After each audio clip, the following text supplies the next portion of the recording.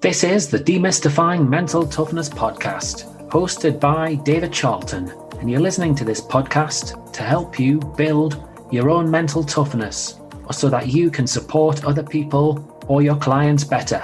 Either way, you will learn more about developing this plastic personality trait that all but guarantees that you will perform better and lead a more prosperous life.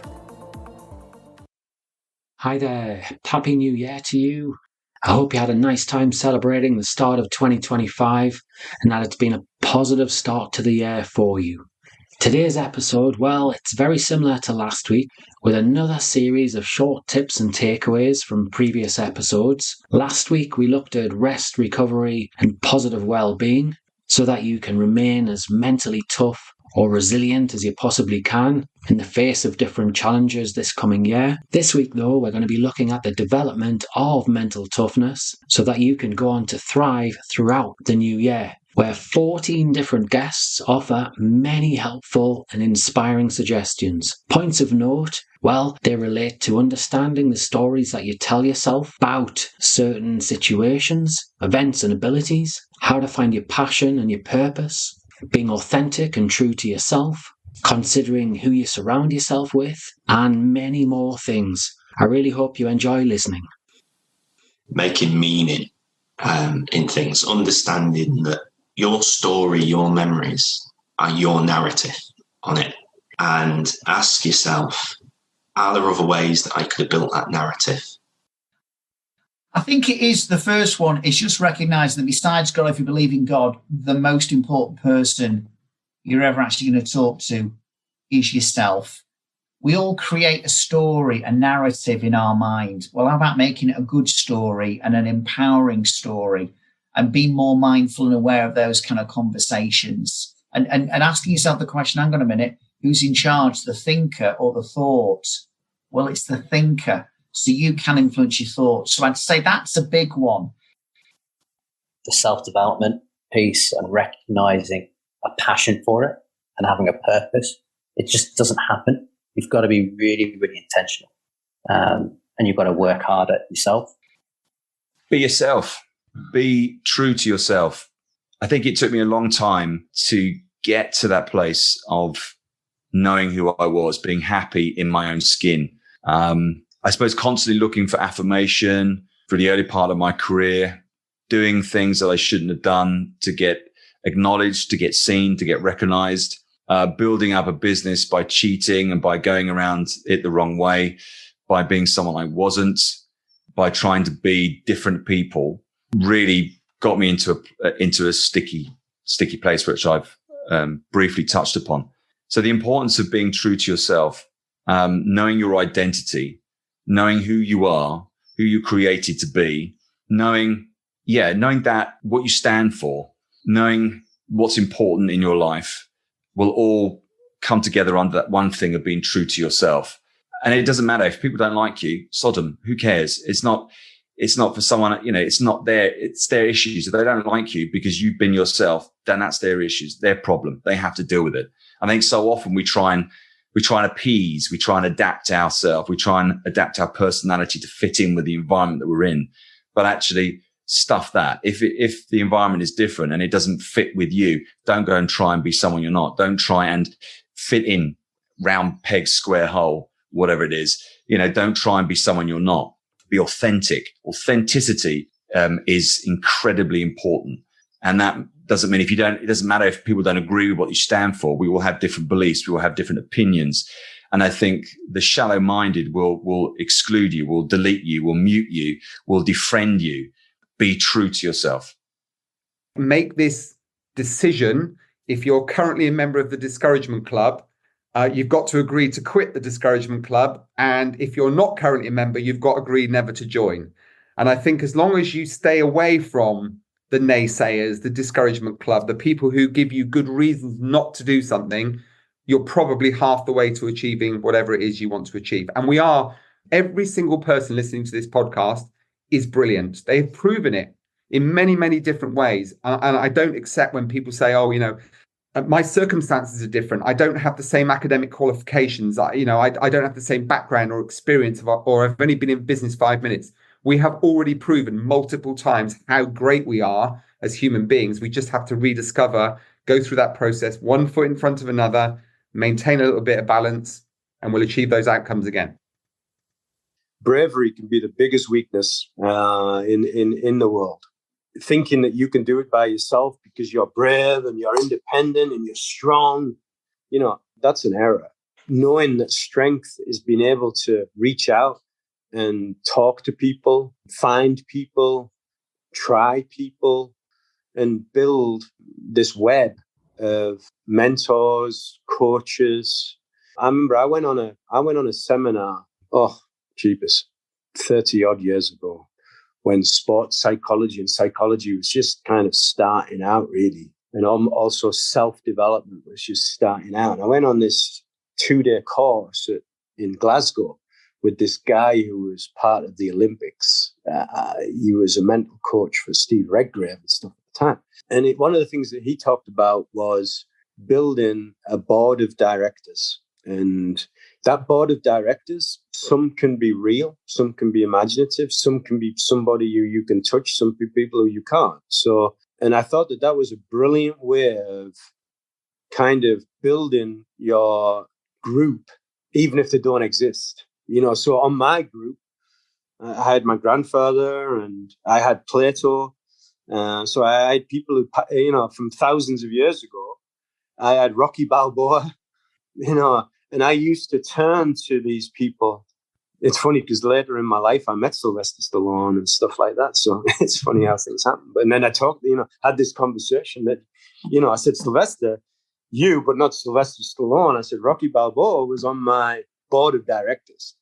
And if I needed motivation to go out for a run in the snow or in the rain, I would sit down and I would talk to my board of directors and I would talk to Rocky, and he would say, come on, if you want to win, you got to go out for that run. And then I would put my jogging gear on and I would go out for my run. If kids can't find the putting coaches or the psychologists or this or that, there's nothing stopping you making them up in your own mind and creating your imaginary body, because not everybody has the money to afford a psychologist, an S&C, a high-profile golf coach.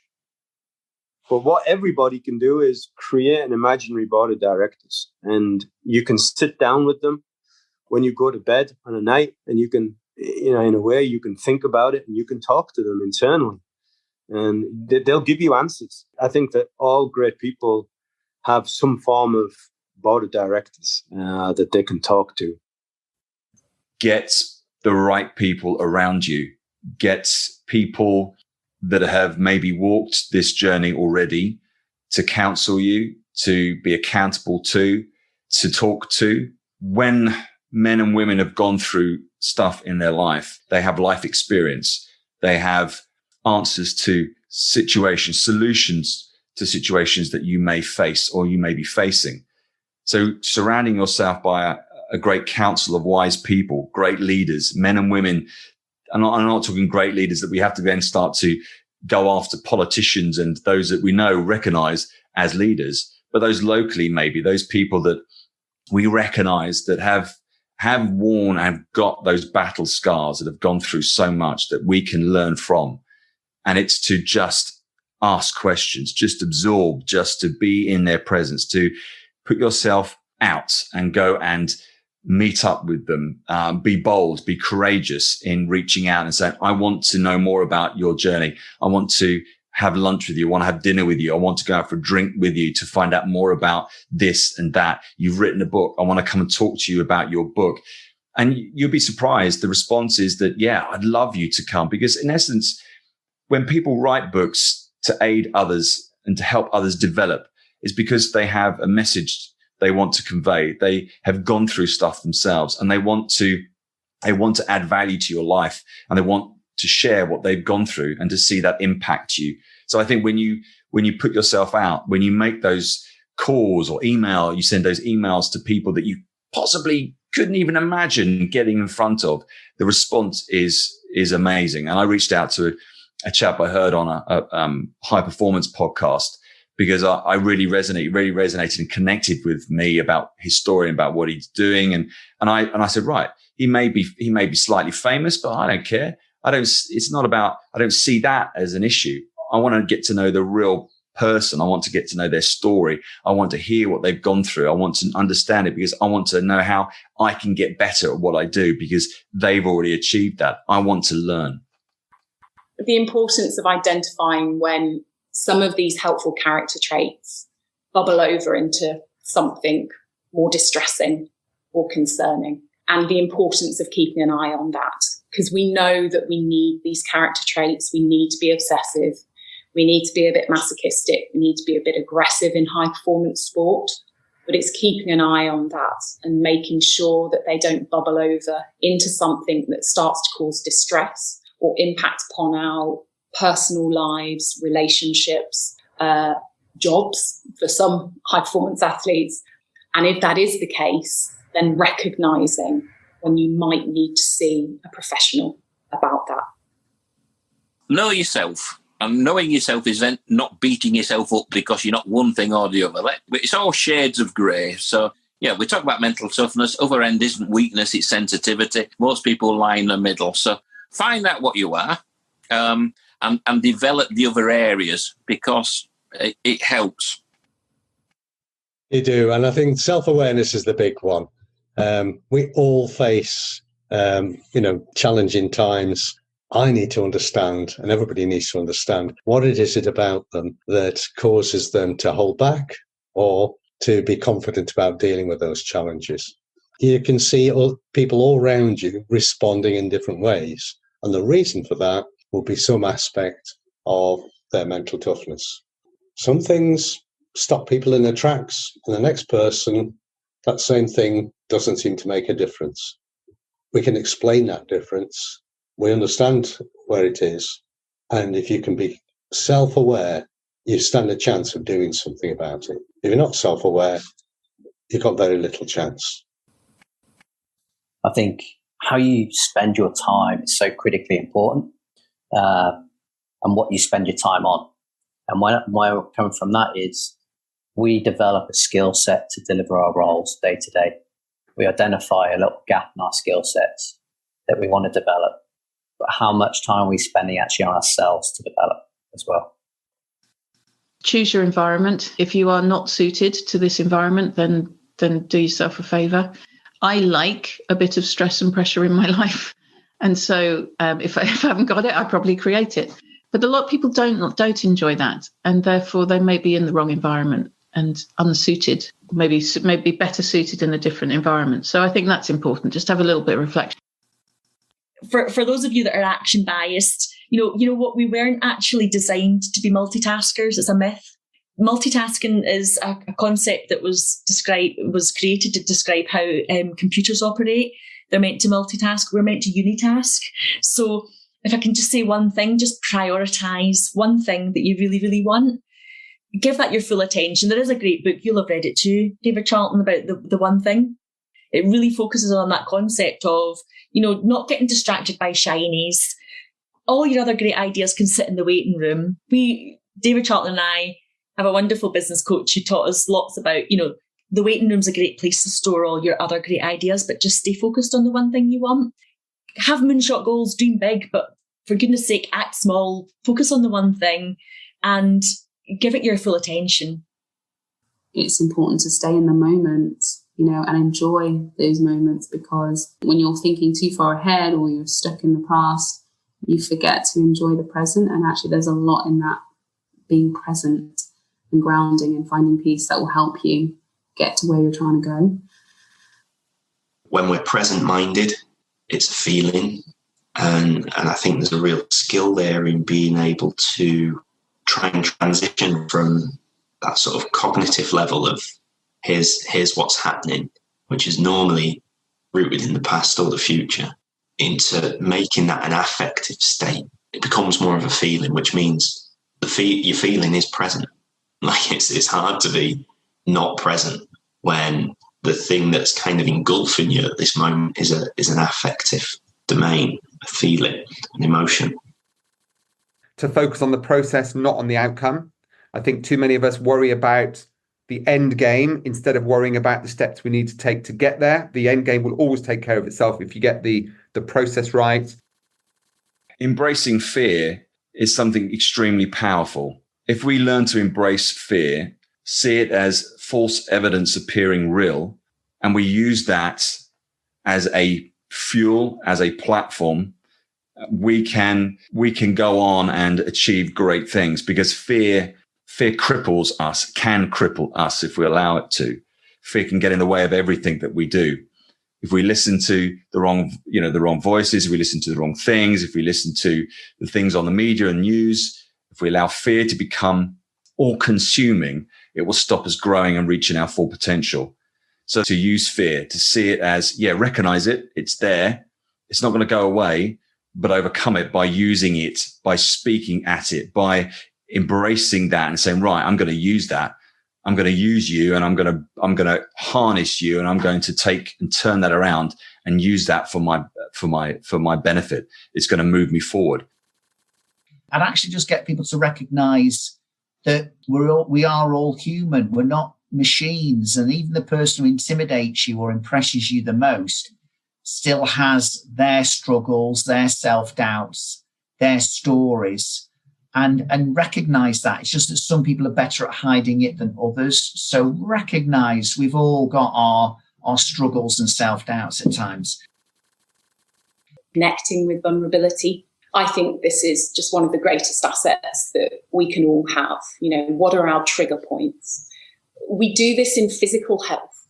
We have physios looking at our athletes to say, what are their physical vulnerabilities? Where is the imbalance in strength? Where is the physical injury concern or point of vulnerability? And I think that we're missing something here with psychology and mental health, that we should be doing the same with our athletes with regard to their psychology. So what are their points of vulnerability? You referenced earlier, do they have an overly critical or punitive narrative towards themselves? And if that is the case, then we need to recognize that. We need to increase insight into that. And we need to support the athlete to start to question that at times. So was it helpful for me to be critical at that point? Was I overly critical? Am I taking this too far now? Do I need to be compassionate towards myself at this point? Because actually that's quite unhelpful. So I think the importance of connecting with vulnerability and recognizing those trigger points. As a priority, you need to take care of yourself. But to take care of yourself, you need to know where the gaps are. And the more mentally tough people can be very self-critical of themselves, because they wake up in the morning, and I won't say the rude word on our podcast, but it goes through people's heads when they look at the next bit of news. But that's normal. Nobody is perfect. Nobody is indestructible. We've all got something to offer. But there is this mythology that the mentally tough people are bulletproof, and they ain't, either properly, physically, or psychologically. They can only take a certain amount of hits. And if people are struggling with the mental health, they need to seek advice. But for a mentally tough person, that would be more difficult to think about, because they've always prided themselves on being the mentally tough person. Do what we do, if we're athletes or musicians or dancers, we do it because we love it. It's in our soul. And I think it's such a shame when, as a professional, we get to a point where everything feels tight and held, and it becomes suffering. And just to remind, anyone who's listening to this who is a performer, it can come back to be that absolute sublime joy that it was when you were a small child, when you began with whatever your passion is. And that's where we want to be, because life is really short. And particularly life as an athlete is really short. Let's enjoy it and have fun and be inspired. It's very important to make sure there is creativity involved as well in athlete's life. And actually, I'm reflecting on a case, of a person who got a really bad injury and so was stuck, for a long period of time. And actually having a creative brain allows you to think adaptively, outside the box, to think flexibly and being open, to new opportunities. And a lot of this comes down to self-trust. One of the other gifts is the vision, what I call the vision, which is the ability to really feel my potential. I have an internal sense of what my potential is in my field. And I can trust that. And we learn not to trust that. We get taught not to trust it because we get taught you made a mistake with this, you need to do that, you need to do this better, rather than knowing, if this is flowing through me, if I just put in the right amount of practice in the right way, it will come out the way I want it to come out. And I can develop this deep sense of trust in myself. And therefore I'm able to, any performance has this high level of uncertainty to it. So if I have this deep sense of trust in myself, therefore I can connect deeply into myself. And that uncertainty doesn't seem scary any longer. The subcortex is where the fast processing occurs, right? So 11 million bits of information processing, that is really, really fast. And subcortex is also where trauma is locked and stored with its original charge, intensity, and with the age of when the trauma happened. So that's why adults as well, at times, they feel like that child who got hurt, injured, neglected, abused, or criticized, although they might be great, in terms of how they conduct their adult life, but that feeling, that fear, that shame, or that dissatisfaction, inadequacy might have a very profound injury and has the age of when the trauma happened. So the tendency of being perfectionistic, obviously, as Ruth was saying, is the need to control, right? Because you have to compensate that inadequacy. And through brain spotting, you access that part of the brain, the fast processing part of the brain, which is the subcortex, which is also where the trauma is held. So that's why it's great for performance. It's easy to see people's behaviors through a motivational lens. And I think that's because we oversimplify what motivation is, and we sometimes see it as entirely controllable. Whereas motivation really requires a cognitive and an affective response to a situation, normally a pressurized situation. I think it's easy for us to have this misconception that motivation comes first and then action comes as a result of that motivation, because that's how we understand motivation. But it's a much more complicated cycle than that. And realistically, what we do is we respond to things, and then based on how we feel from that response, that changes our motivation to engage in those things again. And we kind of go through these cycles rather than this motivation that lead to action, sort of really simple approach to things. And for that exact reason, I'll always tell people that if you kind of want to do something, but you're struggling for motivation, just ask yourself, am I falling into this trap of thinking that action can't happen first? Thinking that always there has to be the motivation first. Sometimes you can have an action as a response, and then the motivation will follow. I've learned that by doing things, I don't carry any regret. And to that mental toughness point, it is the mistakes you make that help you learn and become mentally tougher, because that experience helps you to deal with the next event. Life is not perfect. Success is not linear. There are, a number of bumps along the way, obstacles, but every successful person I know has found a way to deal with those obstacles. And that's the differentiator.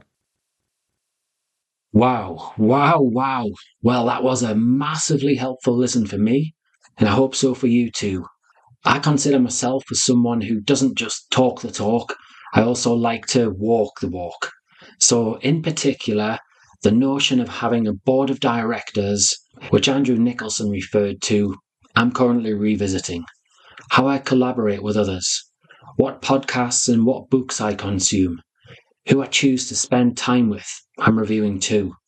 Grant Pfeiffer's little comments too, they also touched on this and were really, really helpful. After all, there's an argument to say you are a product of your environment, and that the people that we hang around with, the habitual routines that we get into, they can be helpful and they can be unhelpful, and they can go on to shape who we become. I have a tendency to wake up and check out the BBC Sport app for updates, and do so a number of times during the day. Why? I ask myself, and I really don't know. It's just become a habit. Recently, I've been listening to an audiobook too. I've got about 6 hours through, and there's 4 hours to go. It's a good listen. It's helping upskill me, very knowledgeable. But is it helping my mood, my energy levels? I'm not so sure. So I suppose, thinking about it right now, I'm listening to it simply because I want to finish it. But is it beneficial? Big question mark there for me. So yeah, here's a task for you. I'd like you to consider who you're spending time with. Perhaps you can track some of that time too. You can also track some of your habits, especially those things that you do first thing in the morning or last thing at night. Perhaps your use of social media, your use of different apps on your phone. Are these things actually serving you a purpose? What state or emotions are they giving you? And then what state or emotions would you prefer to be experiencing more of? And consider shifting your habits so that you experience more of these. I'll give you an example. Recently, I've taken to listening to Chris and Rosie Ramsey's podcast quite a lot. It makes me laugh, it gives me a good chuckle, and I want more of that. Then there's Eric Thomas's motivational videos on YouTube, and then Rocky films or clips on YouTube. They're good for geeing me up, get me in a good frame of mind for when I'm training, when I'm lifting weights. So yeah, look, I'm interested to hearing your thoughts on what it is that you're looking to shake up this coming week and into the new year. Feel free to email me with some of your habits, helpful habits, and maybe unhelpful habits. My email address is info@sport-excellence.co.uk, or you can DM me through social media. Have a great week ahead. If you enjoyed this episode of the Demystifying Mental Toughness podcast with David Charlton, do check out my website, sport-excellence.co.uk, and my online sports psychology resources. The Sport-Excellence website has essential resources for anyone looking to build their own mental toughness or the mental toughness of their athletes or teams, or if you want to achieve peak performance more often or optimal functioning. The Sport Excellence website has everything you need to keep moving forward and thrive. So go on, head over to sport-excellence.co.uk to find out more.